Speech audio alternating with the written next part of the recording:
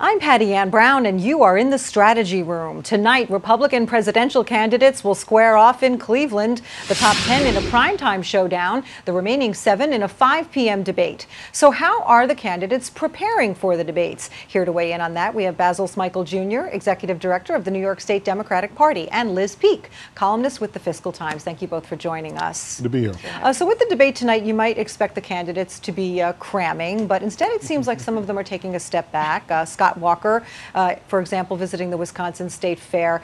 Is there a fear now of over-prepping, Basil, maybe because of the Trump factor? The off-the-cuff seems to be working better? That's a little bit of it.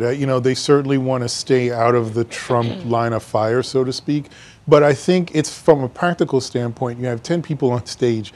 There's very little substance in my mind that's going to get through. And I don't say that because they're Republican.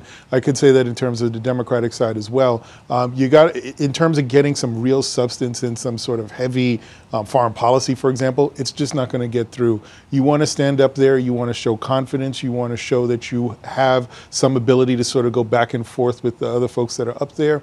But I don't think anybody's going to be paying attention as much to policy, as much as style. Liz, it's also a fact that, only a small percentage, unfortunately, are going to actually watch the debate live, but it's going to live on in social media through little sound bites, and everybody wants to have one of those sound bites. Yes, in everyone's back pocket are 10 one-liners. And literally, so no matter what they're asked, they're going to come out with one of those 10 one-liners, and they hope to heck that tomorrow's headlines, theirs is the one in that headline. But I think actually also, stepping back for a moment, you want to be refreshed, you want to be kind of looking like a reasonable, affable person. I wrote a piece about how really the ultimate winner is someone who comes across as likable. Ronald Reagan won in 1980 and in 1984 with one-liners, true, but that showed him to be genial, humorous, not some harpy like Carter was. I mean, he really did such a good job, but at the end of the day, it was because people liked him. So, I think this is a challenge for Donald Trump. I don't think he comes across as likable. But, look, a lot of people are very impressed with his directness, and that's what will be on stage tonight. The question is, I actually think a huge amount of tonight's debate is going to come down to what the moderators do. They're three very tough journalists. Tomorrow, if we were here, we would be talking about why did Megyn Kelly ask that question, or did Bret Baier mean that? They're going to be very influential in how it turns out. Yeah, well, that's true. So, Basil, the 7 that didn't make the cut of the top 10 for the primetime debate will be debating earlier at 5 p.m.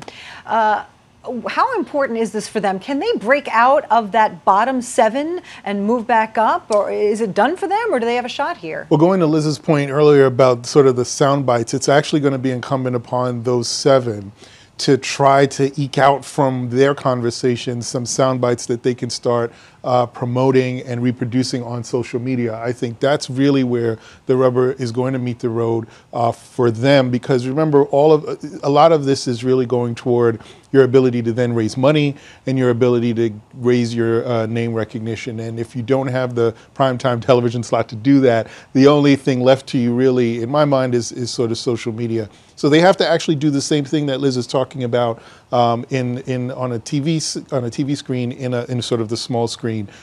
Get some sound bites out there. Actually, maybe it may have an opportunity to engage in debate on policies a little bit more if it's a little more unstructured, and then try to use that. But I would just pivot to this other point.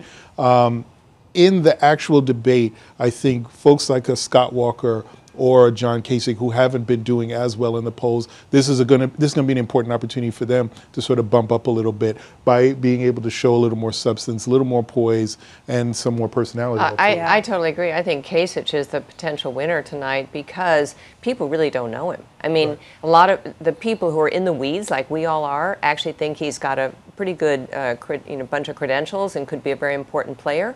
But so far, he really hasn't really broken out. In the earlier group, I think Carly Fiorina could do that. I mean, she is very smart, very quick on her feet. I don't really know why she hasn't gotten it more traction, particularly being a woman. You'd think, there would be some excitement about that. but I think she could surprise. Well, I guess there are some business people who say, yeah, she talks about how she headed HP, but what she doesn't talk about is that some people feel it wasn't quite a very successful run. Well, on the other hand, Donald Trump is doing very well, and he's had a lot of business failures and a lot of very questionable business activity. So with Trump, I think we need to sort of find out, voters need to hear more about really his background, what he is, who he is, et cetera. But with Fiorina, yeah, there's definitely a question about that, but she's impressive. She really is. So, Basil, last word. What happens after this? Does anybody drop out? Does this whittle the field, or is it still too early? It might be too early to whittle the field after this debate, but I do think the folks that haven't gotten to the primetime piece of it, I think you'll see them, I think, push the envelope a little more to try to make some waves among the electorate, because the polling is really what's going to be driving, like, sort of who sits at the next one. Yeah, well, and the money, and you know, the people are, some people are holding back their money, waiting to see what happens, and if that money starts to flow, you're back in. I think we should have a potential voter, get them off the island. I think there are a few that we could agree. We don't really need to have. I won't name names, but anyway. We'll see. All right. Well, it's going to be an interesting debate. All right, Liz and Basil, thank you so much for joining us.